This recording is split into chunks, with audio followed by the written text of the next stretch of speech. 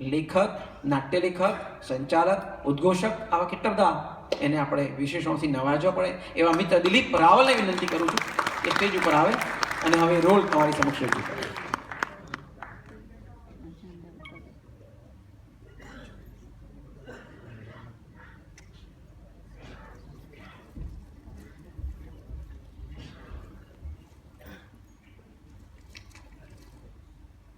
ઓળખાણ પડે છે?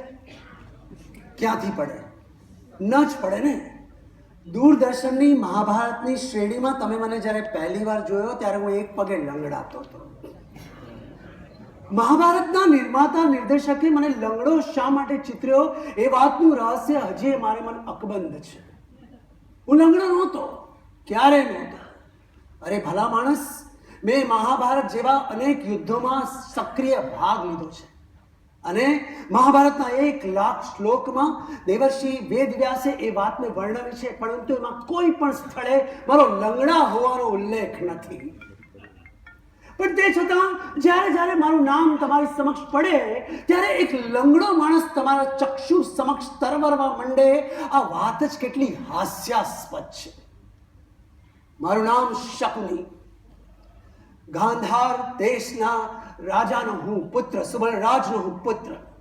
મારા પિતાના મૃત્યુ બાદ હું જ ગાંધાર નરેશ, પરંતુ મારી આખી જિંદગી મેં હસ્તિનાપુરમાં વિતાવી. મેં વિતાવી કારણ કે મારે વિતાવવી પડી.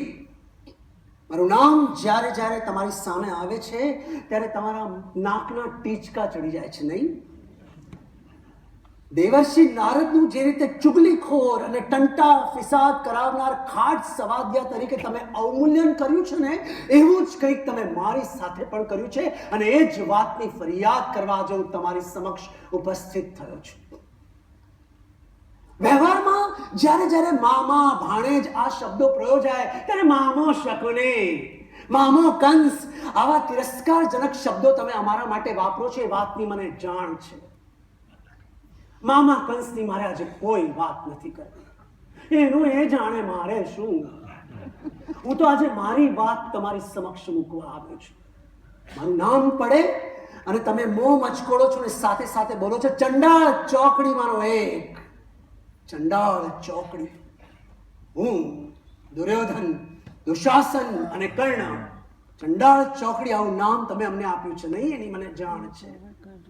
અરે પણ મને કહેવા દો કે તમે જેને ચંડાળ ચોકડીમાંનો એક ગણો છો એવો કર્ણ જેવો મહાદાનવીર આખા મહાભારતમાં તમને ક્યાંય શોધ્યો જડે છે ખરો? ભિક્ષા માંગવા આવનાર બ્રાહ્મણ સ્વયં ઇન્દ્ર છે અને ભિક્ષામાં પોતાનું મૃત્યુ માંગી રહ્યો છે. આ જાણવા છતાંય ક્ષણનો વિલંબ કર્યા વગર પોતાના કવચ અને કુંડળ ઉતારીને દાનમાં આપી દેનાર કર્ણને તમે ચંડાળ કઈ રીતે કહી શકો? અરે મહાભારતના યુદ્ધમાં ભીષ્મ પિતામહ અને અભિમન્યુ જેવા અનેક 18 અક્ષોણી યોદ્ધાઓ માર્યા ગયા, નાશ પામ્યા. એમાંના કોઈના મૃત્યુ પર દેવોએ પુષ્પવૃષ્ટિ નહોતી કરી, ગાંધર્વોએ સંગીતની સુરાવલીઓ નહોતી છેડી, આકાશમાં ઉતરી આવેલા ઋષિમુનિઓએ સાધોના પોકારો નહોતા કર્યા, અપ્સરાએ નૃત્ય નહોતા કર્યા, સુગંધી પવન નહોતો લહેરાયો. આ બધું જ દુર્યોધનના વધ વખતે થયું હતું. અરે જેના મૃત્યુ પર સ્વયં દેવોએ દુદુંબી નાદ કરીને સમગ્ર બ્રહ્માંડને ગજાવ્યું હોય એ દુર્યોધનને તમે જ્યારે ચંડાળ કહેતા હો ત્યારે તમારી સમજણ શક્તિ માટે મને માત્ર ને માત્ર દયાનો ભાવ જન્મે છે. અને હવે હું શકુની મારા માટે તમારા મનમાં રહેલા તમામ તિરસ્કાર અને દ્વેષના ભાવને બાજુએ હડસેલીને થોડી ક્ષણો માટે મને શાંતિથી સાંભળજો એવી અપેક્ષા, એવી શ્રદ્ધા અને આગ્રહ ગણો તો આગ્રહ.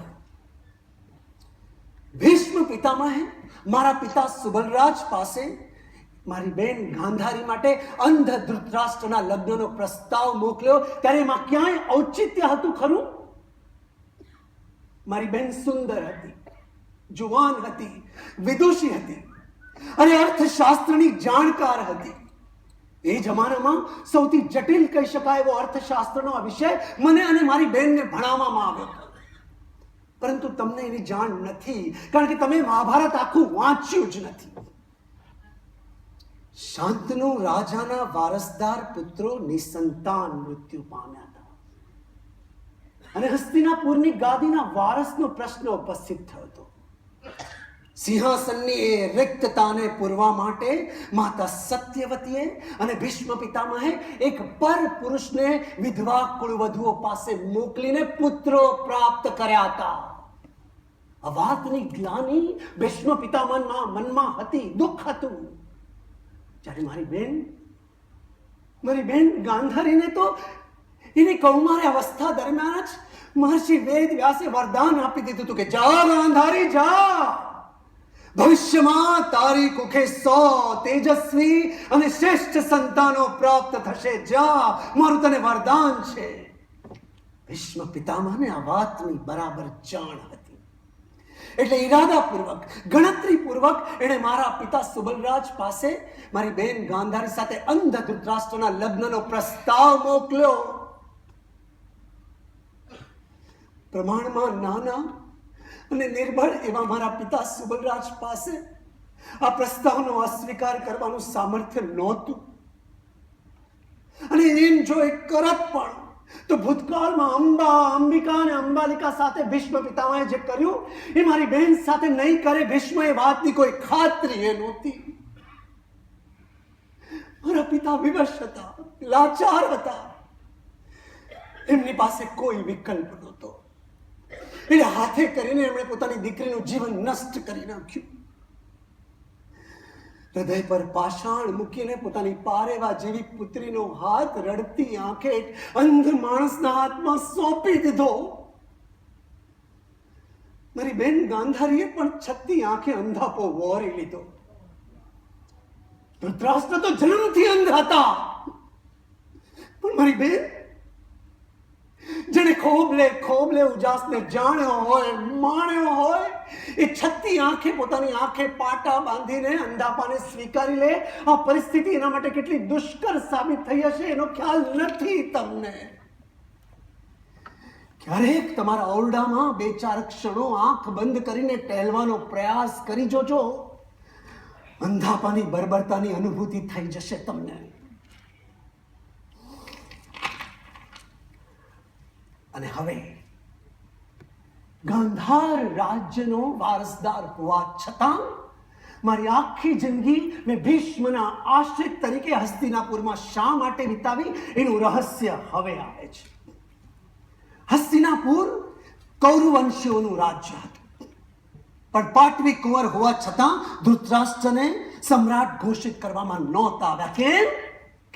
કારણ કે અંધ હતા અને એક વિકલાંગ વ્યક્તિ સિંહાસન પર આરૂઢ ન થઈ શકે. આવી ભીષ્મ પિતામહની તર્કબદ્ધ દલીલ હતી. પાંડુ દેખીતી રીતે વિકલાંગ નહોતા, પણ પ્રજોત્પત્તિ કરવા માટે સક્ષમ પણ નહોતા. અન્ય રોગોથી પણ પીડિત હતા, એટલે અરણ્યવાસ ભોગવી રહ્યા હતા.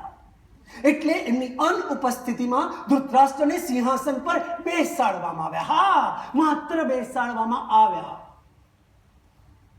અને એ જ અરસામાં મારી બેન ગાંધારીએ મારા ભાણેજ દુર્યોધનને જન્મ આપ્યો. અને ત્યાં અરણ્યમાં કુંતીની કુખે જન્મ થયો યુધિષ્ઠિરનો. યુધિષ્ઠિરના પિતા પાંડુ નહોતા, કારણ કે પર પુરુષથી જન્મેલો સંતાન હતું. એટલે પાંડવો કુરુવંશીઓ નહોતા જ નહોતા. અને હસ્તિનાપુર કુરુવંશીઓનું રાજ્ય હતું. અને એના સિંહાસન પર માત્ર ને માત્ર કુરુવંશીનું રક્ત બીજ જળવાઈ રહે એ બાબત માટે ભીષ્મ પિતામહ પણ પ્રતિજ્ઞાબદ્ધ હતા. પણ એમની કુણી લાગણીઓ તો પાંડવો સાથે સંકળાયેલી હતી.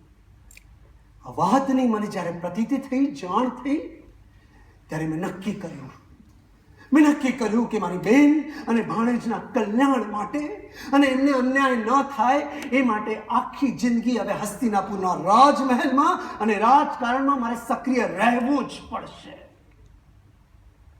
અને તેમ છતાં મેં દુર્યોધનને ક્યાંય ગેરમાર્ગે દોર્યો છે એવું તમે નહીં કહી શકો. કારણ કે જ્યારે જ્યારે શક્ય બન્યું, જ્યારે જ્યારે સંભવ બન્યું, ત્યારે ત્યારે દુર્યોધનને શાંતિ અને સુલેહનો માર્ગ અપનાવીને સમાધાન સાધવા માટે મેં સમજાવ્યો છે, મેં મનાવ્યો છે. પણ તમને મારી વાતમાં સત્ય કે તથ્ય નહીં જણાય ને? હા, કારણ કે શકુની બોલી રહ્યો છે ને. અને બીજું કારણ એ કે તમે મહાભારત આખું વાંચ્યું જ નથી. ઇન્દ્રપ્રસ્થમાં યુધિષ્ઠિરે રાજસૂય યજ્ઞનું આયોજન કર્યું હતું. અમને પણ આમંત્રણ હતું. અને એ વખતે અભિજાત કન્યા દ્રૌપદીએ આંધળાના પુત્ર તો આંધળા જ હોય આવા દાહક વચનો કહીને દુર્યોધનને અપમાનિત કર્યો હતો. અપમાનનો વિષ ઘૂંટડો ગળે ઉતારીને હું અને દુર્યોધન જ્યારે ઇન્દ્રપ્રસ્થના માર્ગે હસ્તિનાપુરથી પાછા આવી રહ્યા હતા, ત્યારે અમારી વચ્ચે જે સંવાદ સધાયો એ ધ્યાનથી સાંભળો. ના ના ના મામા, ના ના, મને પાંડવોની ઈર્ષા થાય છે. એમને મળી સત્તા અને એમને મળી સંપત્તિ મારાથી સહન થાય એમ નથી. એમાં દ્રૌપદી કરેલા અપમાન બાદ હવે મને જીવનમાં કોઈ રસ રહ્યો નથી મામા. મને અત્યારે ને અત્યારે આ ઘડીએ અગ્નિ પ્રવેશ કરીને જીવ આપી દેવો છે. ના ભાણિયા, ના. દુર્યોધન, તારે પાંડવોની ઈર્ષા ન કરવી જોઈએ. અરે ભાણિયા, તારા તમામ પ્રયત્નો નિષ્ફળ ગયા છે એ વાત સ્વીકારી લે, માનસિક સમાધાન સાધી લે અને તને મળેલું હસ્તિનાપુરનું આ અડધું રાજ્ય યથેચ્છ ભોગવ અને પાંડવોને એમના પ્રારબ્ધ અનુસારનું ભોગવવા દે. ના મામા, ના, એ શક્ય નથી. પાંડવોને મળેલો વૈભવ એમનો અધિકાર નહોતો, ક્યારેય નહોતો. હસ્તિનાપુર રાજ્યનું વિભાજન મામા ક્યારે થઈ જ ન શકે. એ ભૂમિ આપણને પાછી મળવી જ જોઈએ. અરે પણ એ શક્ય નથી દીકરા, એ શક્ય નથી. સત્તા અને સામર્થ્યના મામલામાં એ લોકો તારા કરતા ચડિયાતા પુરવાર થયા છે. વળી ભીષ્મ પિતામહની કોની લાગણીઓ પણ એમની સાથે સંકળાયેલી છે ભાણા. અરે હસ્તિનાપુર અને ઇન્દ્રપ્રસ્થ તમારા બંનેનું જો સુલેહ થઈ જશે તો તમે બંને એ આર્યવર્તની સૌથી પ્રચંડ શક્તિ પુરવાર થશો. એ વાસ્તવિકતા સ્વીકારી લે ભાણે. ના મામા, ના, ના, હું એ સ્વીકારી શકું એમ નથી. મને મારો હક જોઈએ છે. મને મારો હક આપો. મને મારો અધિકાર મેળવી આપો. એન કેન પ્રકારે હસ્તિનાપુરનું અડધું રાજ્ય મને પાછું અપાવો મામા. સામ દામ દંડ ભેદ કોઈ પણ નીતિ અપનાવો મામા, પણ મને મારો અધિકાર પાછો અપાવો. અને એમ કરવા જો તમે સક્ષમ કે સમર્થ ન હો તો અત્યારે આ ઘડીએ જ આત્મવિલોપન કરીને મારા પ્રાણ ત્યાગી દેવાની મને પરવાનગી આપો. કારણ કે આવી અપમાનજનક દશામાં હું નતમસ્તકે જીવી શકું એમ નથી. હવે તમે જ કહો, આવી ધર્મ સંકટ જેવી દશામાં મારે શું કરવું જોઈએ? દુર્યોધનને મરવા દેવામાં ક્યાંય ઔચિત્ય હતું ખરું? એનો દાવો સાચો હતો, એની દલીલ ન્યાયી હતી, પણ સંજોગો એની સાથે નહોતા. એવામાં મને એક ઉપાય સૂઝ્યો, જે ઉપાય મેં દુર્યોધનને પણ સુજાડ્યો. અને એ ઉપાય એટલે દ્યુત ક્રીડાનો ઉપાય. યુધિષ્ઠિરને દ્યુત ખૂબ પ્રિય હતું, દ્યુત પ્રેમી હતા, પરંતુ પાસા ફેંકવાના મામલામાં પોતાને કુશાગ્ર માનતા હતા, પણ કુશળ હતા નહીં ને એ વાતની મને જાણ હતી. અને દ્યુતના પાસાની રમત મારે મન રમત વાત હતી. એટલે પાંડવોને મેં તૈયાર કર્યા દ્યુત રમવા માટે. અને દ્યુતના વખતે, દ્યુતના પ્રારંભમાં મારા અને યુધિષ્ઠિર વચ્ચે જે સંવાદ થયો એ ધ્યાનથી સાંભળો. ગાંધાર નરેશ શકુની દ્યુત ધર્માકુલ નથી, એટલે એમાં શઠતા અને કુટિલતાને ક્યાંય અવકાશ નથી. અરે રાજન, મહારાજ યુધિષ્ઠિર, રમતમાં એ જ વ્યક્તિ જીતતી હોય છે જે રમવામાં કુશળ હોય, કુશાગ્ર હોય. આમાં શઠતા કે કુટિલતા ક્યાં આવી? અને તેમ છતાં તમને એમ લાગતું હોય કે અમે ક્યાંય પ્રપંચ આદર્યો છે તો રમવાનું માંડી વાળો. જય અને પરાજય એ તો વિધિના ખેલ છે. હું પરાજયથી ડરતો નથી. તમે રમતનો આરંભ કરો. રમતનો આરંભ તો થશે રાજન, પણ દુર્યોધન વતી પાસા હું ફેંકીશ. મંજૂર છે? દુર્યોધન મારી સમક્ષ રમી રહ્યો હોય અને એના વતી પાસા તમે ફેંકો એમાં ઔચિત્ય તો નથી, પણ મને તમારાથી કોઈ ભય નથી. રમતના મંડાણ કરો, રમતનો પ્રારંભ કરો. અને રમતનો પ્રારંભ થયો. પાસા ફેંકાયા.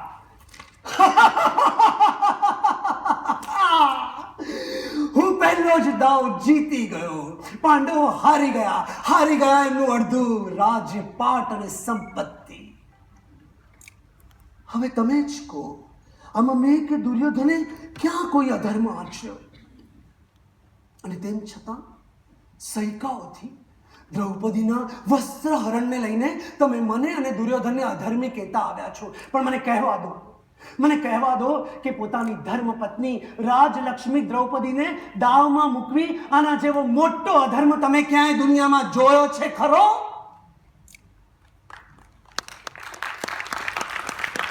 અને તેમ છતાં દયા ખાઈને કરુણાના ભાવ સાથે ધૃતરાષ્ટ્રએ પાંડવોને હારેલી અડધી સંપત્તિને અડધું રાજપાટ પાછું આપ્યું. અને મેં યુધિષ્ઠિરની સામે બીજો દાવ રમવાનો પ્રસ્તાવ મૂક્યો. યુધિષ્ઠિરે આ બીજો દાવ રમવાનો પ્રસ્તાવ સ્વીકાર્યો. એ નકારી ન શક્યા. હવે તમે જ કહો, જો પહેલા દાવમાં મેં કોઈ કુટિલતા આચરી હોય, પ્રપંચ કર્યો હોય, તો બીજો દાવ રમવા માટે એ લોકોએ શા માટે તૈયાર થવું જોઈએ? પણ મૂર્ખ રાજા બીજો દાવ રમવા પણ તૈયાર થયા. ફરીથી ખેલ મંડાણો. ફરીથી પાસા ફેંકાયા. ફરીથી શકુની જીતી ગયો. ફરીથી પાંડવો હાર્યા. અડધું રાજપાટ ગયું, સત્તા ગઈ, સંપત્તિ ગઈ અને ભાગમાં આવ્યો અરણ્યવાસ. આમાં કોઈ પણ બાબતમાં હું કે દુર્યોધન તમને ગુનેગાર લાગે છે? નહીં ને? હસ્તિનાપુર માત્ર ને માત્ર કુરુવંશીઓનું રાજ્ય હતું અને દુર્યોધન જ સાચો કુરુવંશી હતો. ભીષ્મ પિતામહ પણ આવા જાણતા હતા, માનતા હતા, પણ સ્વીકારતા નહોતા, કારણ કે એમની કુણી લાગણીઓ પાંડવો સાથે સંકળાયેલી હતી. અને જો એમ જ હતું, ખરેખર જો એમ જ હતું, તો એમણે પાંડવોના પક્ષે રહીને અમારી સાથે, અમારી સામે લડવું જોઈતું હતું. પણ એમણે એવું ન કર્યું. એ અમારા પક્ષે રહીને પાંડવોની સાથે લડ્યા અને મનોમન વાંછના કરતા રહ્યા કે પાંડવોની જીત થાય. ઈચ્છા કરતા રહ્યા કે જીત, વિજય માત્ર ને માત્ર પાંડવોને મળે. આ શું એમની નરી અપ્રામાણિકતા નહોતી? તમારા અંતરાત્માને આ પ્રશ્ન પૂછી જોજો. તમને શકુની ગુનેગાર નહીં લાગે. અને એક વાત સ્મરણમાં રાખજો, કુરુવંશીઓના આ આંતર વિગ્રહમાં કોઈ પણ જાતના પ્રત્યક્ષ કે પરોક્ષ લાભ વગર મારા દેશ ગાંધારનું તો અકલ્યાણ જ સધાયું હતું. મારું પહેલું કર્તવ્ય મારા દેશ ગાંધર્વ પરત્યું હતું. પણ હું મારી બહેન અને ભાણેજના સ્નેહનો દોરવ્યો દોરવાયો અને ગાંધારના ભોગે હસ્તિનાપુરના કલ્યાણ માટે મારી જિંદગીની એક ક્ષણ ખર્ચી નાખી, સમર્પિત કરી દીધી. મને જ્યારે જે ઘડીએ જે સત્ય લાગ્યું એની પડખે હું ઊભો રહ્યો છું. અને તેમ છતાં મહાભારતના આટલા સૈકાઓ બાદ પણ તમને હું કપટી અને કુટિલ લાગતો હું તો મને વાંધો નથી. મને એક વાતનો સંતોષ છે કે મેં મારા સત્યનું રક્ષણ કર્યું છે. મેં જે કંઈ પણ કર્યું છે મારા નિર્દોષ ભાણેજ માટે કર્યું છે. સ્વેચ્છાએ અંધ બનેલી મારી બેન ગાંધારી માટે કર્યું છે. જગતનું કોઈ પણ ભાઈ પોતાની બેન માટે કરી શકે ને કરે એ મેં કર્યું છે. એ વાત મને કોઈ રંજ નથી, કોઈ રંજ નથી. વાહ દોસ્ત વાહ.